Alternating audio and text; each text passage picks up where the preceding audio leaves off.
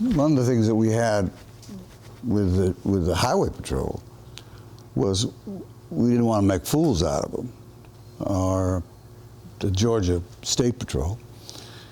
So we never let anybody get hurt. You know, I mean, it probably was what was wrong. If anything was that we did that wasn't right, was that kids get the idea that running away from the police is maybe a fun idea because nobody gets hurt.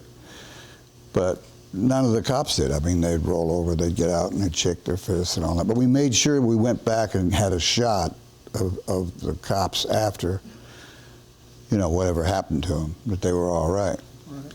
And again, you know, we'd go out with long stretches of highway. Well, you go in any state I've ever been in, they welcome you, but the minute that you cause them to get home late for dinner, they're PO'd, and I don't blame them. They can't get around the traffic, and they got to wait until somebody does it. Georgia, they just stopped, got out, waved, and when they went by, you know, how you doing? You know, all they want is just to say howdy, you know, and welcome you.